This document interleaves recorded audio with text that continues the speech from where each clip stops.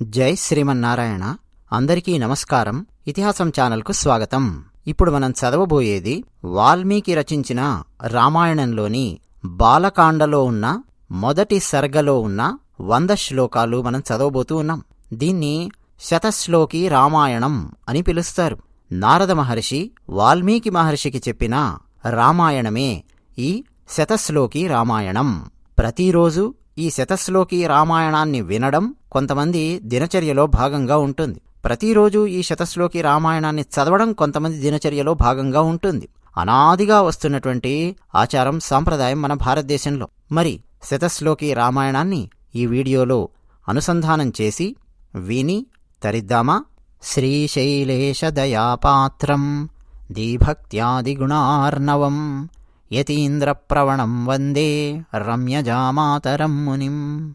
లక్ష్మీనాథసమారంభాం నాథయామునమధ్యమాం అస్మదాచార్యపర్యంతాం వందే గురుపరంపరాం. శుక్లాంబరధరం విష్ణుం శశివర్ణం చతుర్భుజం ప్రసన్నవదనం ధ్యాయేత్ సర్వవిఘ్నోపశాంతయే. యస్యద్విరదవక్త్రాద్యాః పారిషద్యాః పరస్యతం విఘ్నం నిఘ్నంతి సతతం విశ్వక్సేనం తమాశ్రయే. జ్ఞానానందమయం దేవం నిర్మలస్ఫటికాకృతిం ఆధారం సర్వవిద్యానాం హయగ్రీవముపాస్మహే. కూజంతం రామ రామేతి మధురం మధురాక్షరం ఆరుహ్య కవితాశాఖాం వందే వాల్మీకికోకిలం. వాల్మీకేర్మునిసింహస్య కవితావనచారిణః శృణ్వన్ రామకథానాదం కో న యాతి పరాంగతిం. ఆపదామపహర్తారం దాతారం సర్వసంపదాం లోకాభిరామం శ్రీరామం భూయో భూయో నమామ్యహం. జై శ్రీమన్నారాయణ. శ్రీమతే రామానుజాయ నమః. హరి ఓం. తపస్వాధ్యాయనిరతం తపస్వీ వాగ్విదాంబరం నారదం పరిపప్రచ్ఛ వాల్మీకిర్మునిపుంగవం. కోన్వస్మిన్ సాంప్రతం లోకే గుణవాన్ కశ్చ వీర్యవాన్ ధర్మజ్ఞశ్చ కృతజ్ఞశ్చ సత్యవాక్యో దృఢవ్రతః చారిత్రేణ చ కో యుక్తః సర్వభూతేషు కో హితః విద్వాన్ కః కస్ సమర్థశ్చ కశ్చైక ప్రియదర్శనః ఆత్మవాన్ కో జితక్రోధో ద్యుతిమాన్ కో నసూయకః కస్య బిభ్యతి దేవాశ్చ జాతరోషస్య సంయుగే. ఏతదిచ్ఛామ్యహం శ్రోతుం పరం కౌతూహలం హి మే. మహర్షే త్వం సమర్థోసి జ్ఞాతుమేవం విధం నరం. శ్రుత్వా చైతత్రిలోకజ్ఞో వాల్మీకేర్నారదో వచః శ్రూయతామితి చామంత్ర్య ప్రహృష్టో వాక్యమబ్రవీత్. బహవో దుర్లభాశ్చైవ ఏ త్వయా కీర్తితా గుణాః మునే వక్ష్యామ్యహం బుద్ధ్వా తైర్యుక్తః శ్రూయతాన్నరః. ఇక్ష్వాకువంశప్రభవో రామో నామ జనైః శ్రుతః నియతాత్మా మహావీర్యో ద్యుతిమాన్ ధృతిమాన్ వశీ బుద్ధిమాన్ నీతిమాన్ వాగ్మీ శ్రీమాన్ శత్రునిబర్హణః విపులాంసో మహాబాహుః కంబుగ్రీవో మహాహనుః మహోరస్కో మహేశ్వాసో గూఢజత్రురరిందమః ఆజానుబాహుః సుశిరాః సులలాటः సువిక్రమः समः समविभक्ताज्ञः स्निग्धवर्णः प्रतापवान् पीनवक्षा विशालाक्षो लक्ष्मीवान् शुभलक्षणः धर्मज्ञः सत्यसन्धश्च प्रजानां च हिते रतः यशस्वी ज्ञानसम्पन्नः शुचिर्वश्यः समाधिमान् प्रजापतिसमः श्रीमान् धातारिपुनिषूदनः रक्षिता जीवलोकस्य धर्मस्य परिरक्षिता रक्षिता स्वस्य धर्मस्य स्वजनस्य च रक्षिता वेदवेदाङ्गतत्त्वज्ञो धनुर्वेदे च निष्ठितः सर्वशास्त्रार्थतत्त्वज्ञः स्मृतिमान् प्रतिभानवान् सर्वलोकप्रियः साधुः अदीनात्मा विचक्षणः सर्वदाभिगतः सद्भिः समुद्र इव सिन्धुभिः आर्यः सर्वसमश्चैव सदैकप्रियदर्शनः स च सर्वगुणोपेतः कौसल्यानन्दवर्धनः समुद्र इव गाम्भीर्ये धैर्येण हिमवानिव विष्णुना सदृशो वीर्ये सोमवत्प्रियदर्शनः कालाग्निसदृशः क्रोधे क्षमया पृथिवी समः धनदेन समस्त्यागे सत्ये धर्म इवापरः तमेवं गुणसम्पन्नं रामं सत्यपराक्रमं ज्येष्ठं श्रेष्ठगुणैर्युक्तं प्रियं दशरथसुतं प्रकृतीनां हितैर्युक्तं प्रकृतिप्रियकाम्यया यौवराज्येन संयोक्तुम् ऐच्छत्प्रीत्या महीपतिः तस्याभिषेकसंभारान् दृष्ट्वा भार्याथ कैकेयी पूर्वं दत्तवरा देवी वरमेन मयाचता विवासनं च रामस्य भरतस्याभिषेचनम् स सत्यवचनाद्राजा धर्मपाशेन संयतः विवासयामास सुतं रामं दशरथः प्रियम् स जगामवनं वीरः प्रतिज्ञामनुपालयन् पितुर्वचननिर्देशात् कैकेय्याः प्रियकारणात् तं व्रजन्तं प्रियो भ्राता लक्ष्मणोऽनुजगामः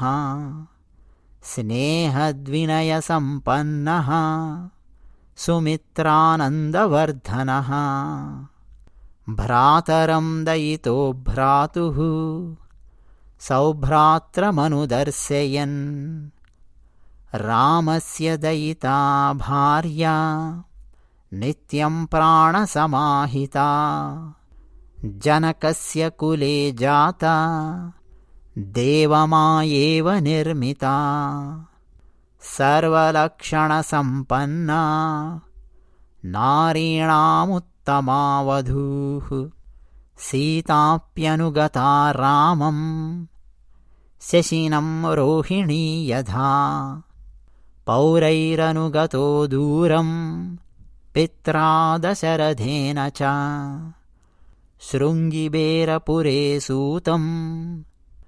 गङ्गाकूले व्यसर्जयत् गुहमासाद्य धर्मात्मा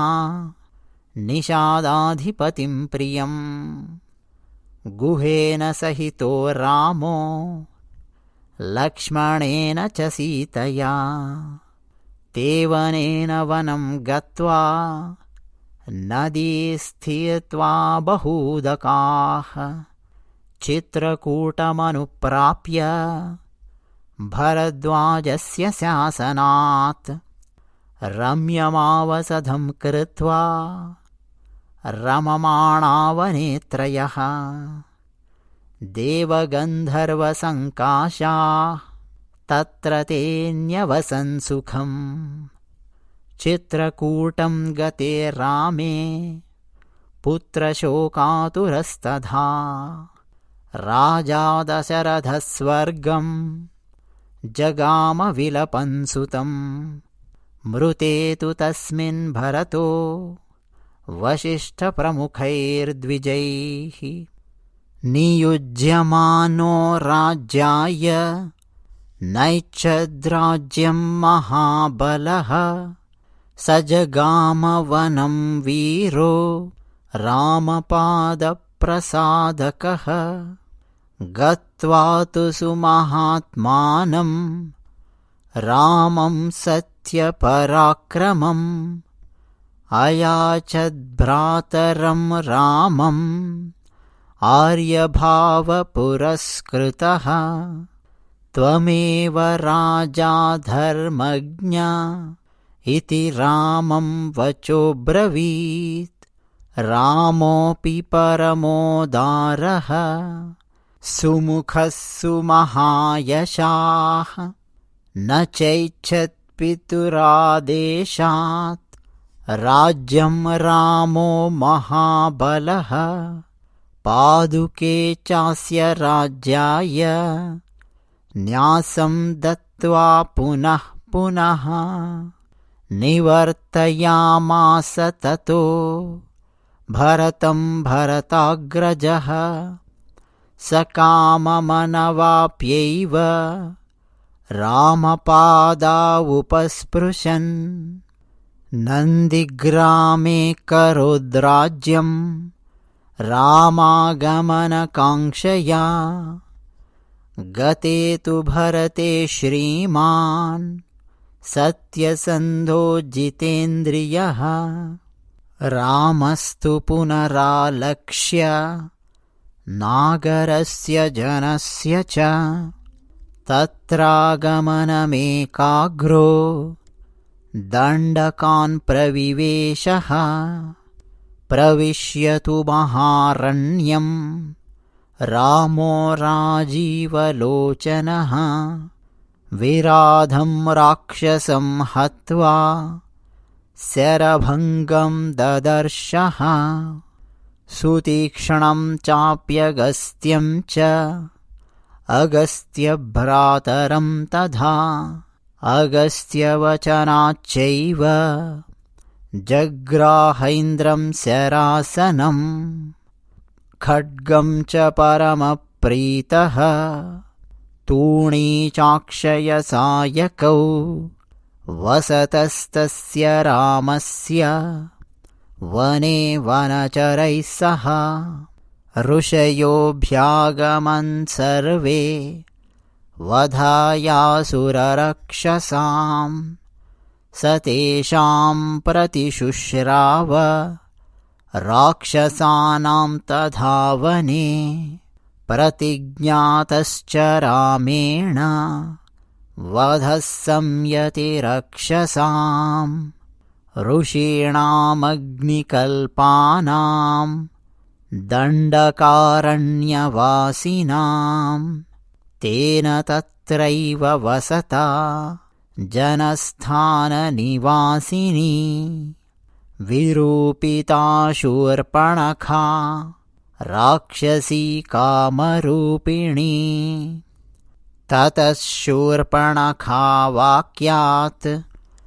उद्युक्तान् सर्वराक्षसान् खरं त्रिशिरसं चैव दूषणं चैव राक्षसं निजघानरणे रामः तेषां चैव पदानुगान् वने तस्मिन् निवसता जनस्थाननिवासिनां रक्षसां निहतान्यासन् सहस्राणि चतुर्दश। ततो ज्ञातिवधं श्रुत्वा रावणः क्रोधमूर्छितः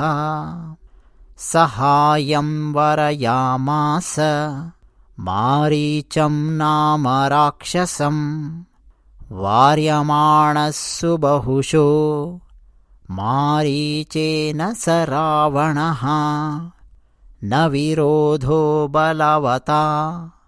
क्षमो रावणतेन ते अनादृत्य तु तद्वाक्यं रावणः कालचोदितः जगाम सह मारीचः तस्याश्रमपदं तदा तेन मायाविना दूरम् अपवाह्य नृपात्मजौ जहार भार्यां रामस्य घृद्रं हत्वा जटायुषं घृद्रं च निहतं दृष्ट्वा हृतां श्रुत्वा च मैथिलीं राघवः शोकसन्तप्तो विललापाकुलेन्द्रियः ततस्तेनैव शोकेन घृद्रं दग्ध्वा जटायुषं मार्गमाणो वने सीतां राक्षसं सन्ददर्शः कबन्दन्नाम रूपेण विकृतं घोरदर्शनं तं निहत्य महाबाहुः तदाह स्वर्गतश्च सः स चास्य कथयामास शबरीं धर्मचारिणीं श्रमणीं धर्मनिपुणाम् अभिगच्छेति राघव सोऽभ्यगच्छन्महातेजाः शबरीं शत्रुसूदनः शबर्या पूजितः सम्यक् रामो दशरथात्मजः पम्पातीरे हनुमता सङ्गतो वानरेणः हनुमद्वचनाच्चैव सुग्रीवेण समागतः सुग्रीवाय च तत्सर्वं शंसद्रामो महाबलः आदितस्तद्यथावृत्तं सीतायाश्च विशेषतः सुग्रीवश्चापि तत्सर्वं श्रुत्वा रामस्य वानरः चकारसख्यं रामेण प्रीतश्चैवाग्निसाक्षिकम् ततो वानरराजेन वैरानुकथनं प्रति रामायावेदितं सर्वं प्रणयाद्दुःखितेन च प्रतिज्ञातं च रामेण तदा वालिवधं प्रति वालिनश्च बलं तत्र कथयामास वानरः सुग्रीवः शङ्कितश्चासीत् नित्यं वीर्येण राघवे राघवप्रत्ययार्थं तु दुन्दुभेः कायमुत्तमं दर्शयामास सुग्रीवो महापर्वतसन्निभम् उत्स्मयित्वा महाबाहुः प्रेक्ष्य चास्ति महाबलः पादाङ्गुष्ठेन चिक्षेप सम्पूर्णं दशयोजनं बिभेद च पुनः सालान् सप्तैकेन महेशुना गिरिं रसातलं चैव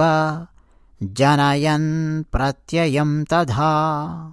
ततः प्रीतमनास्तेन विश्वस्तः स महाकपिः किष्किन्धां रामसहितो जगाम च गुहां तदा ततो गर्जद्धरिवरः सुग्रीवो हेमपिङ्गलः तेन नादेन महता निर्जगाम हरीश्वरः अनुमान्यत दातारां सुग्रीवेण समागतः निजघान च तत्रैनं शरेणैकेन राघवः ततः सुग्रीववचनात्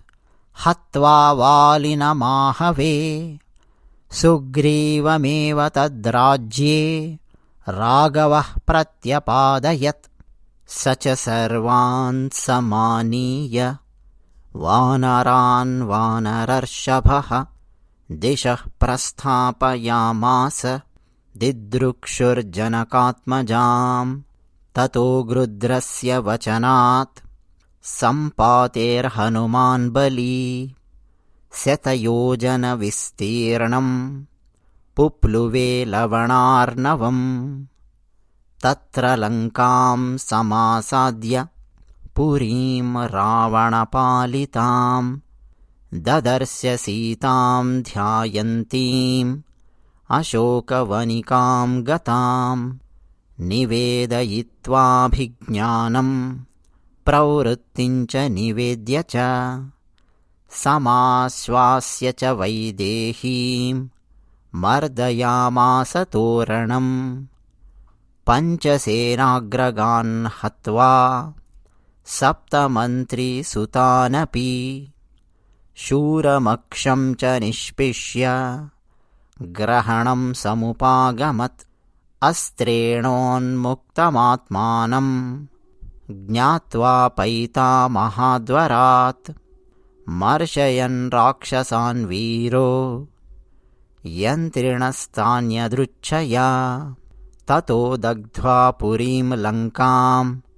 ऋते सीतां च मैथिलीं रामाय प्रियमाख्यातुं पुनरायान् महाकपिः सोऽधिगम्य महात्मानं कृत्वा रामं प्रदक्षिणं न्यवेदय दमेयात्मा दृष्टा सीतेति तत्त्वतः ततः सुग्रीवसहितो गत्वा तीरं महोदधेः समुद्रं क्षोभयामास शरैरादित्यसन्निभैः दर्शयामास चात्मानं समुद्रस्सरितां पतिः समुद्रवचनाच्चैव नलं सेतुमकारयत् तेन गत्वा पुरीं लङ्कां हत्वा रावणमाहवे रामः सीतामनुप्राप्य परां व्रीडामुपागमत् तामुवाच ततो रामः परुषं जनसंसदि अमृष्यमाणा सा सीता विवेशज्वलनं सती ततोऽग्निवचनात् सीतां ज्ञात्वा विगतकल्मषां बभौ रामः सम्प्रहृष्टः पूजितः सर्वदेवतैः कर्मणा तेन महता त्रैलोक्यं सचराचरं स देवर्षिगणं तुष्टं राघवस्य महात्मनः अभिषिच्य च लङ्कायां राक्षसेन्द्रं विभीषणं कृतकृत्यस्तदा रामो विज्वरः प्रमुमोदः देवताभ्यो वरं प्राप्य समुत्थाप्य च वानरन् अयोध्यां प्रस्थितो रामः पुष्पकेण सुहृद्वृतः भरद्वाजाश्रमं गत्वा रामः सत्यपराक्रमः भरतस्यान्तिकं रामो हनुमन्तं व्यसर्जयत् पुनराख्यायिकां जल्पन् सुग्रीवसहितश्च सः पुष्पकं तत्समारुह्य नन्दिग्रामं ययौ तदा नन्दिग्रामे जटां हित्वा भ्रातृभिः सहितो नगः रामः सीतामनुप्राप्य राज्यं पुनरवाप्तवान् प्रहृष्टमुदितो लोकः तुष्टः पुष्टः सुधार्मिकः निरामयो ह्यरोगश्च दुर्भिक्षभयवर्जितः न पुत्रमरणं किञ्चित् द्रक्ष्यन्ति पुरुषाः क्वचित् नार्यश्चाविधवा नित्यं भविष्यन्ति पतिव्रताः न चाग्निजं भयं किञ्चित् नाप्सुमज्जन्ति जन्तवः न वातजं भयं किञ्चित् नापि ज्वरकृतं तथा न चापि क्षुद्भयं तत्र न तस्करभयं तथा नगराणि च राष्ट्राणि धनधान्ययुतानि च नित्यं प्रमुदितात् सर्वे यथा कृतयुगे तथा अश्वमेधशतैरिष्ट्वा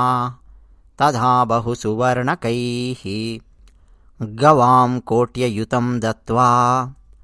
विद्वद्भ्यो विधिपूर्वकम् असङ्ख्येयं धनं दत्त्वा ब्राह्मणेभ्यो महायशाः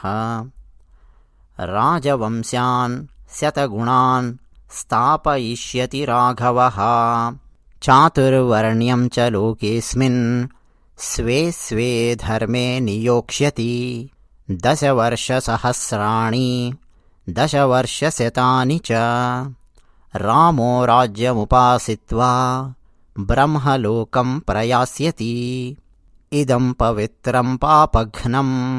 पुण्यं वेदैश्च सम्मितं यः पठेद्रामचरितं सर्वपापैः प्रमुच्यते एतदाख्यानमायुष्यं पठन् रामायणं नरः स पुत्रपौत्रः स गणः प्रेत्य स्वर्गे महीयते पठन् द्विजो वागृषभत्वमीयात् स्यात् क्षत्रियो भूमिपतित्वमीयात् वणिग्जनः पण्यफलत्वमीयात् जनश्च शूद्रोऽपि महत्वमीयात् इत्यार्षे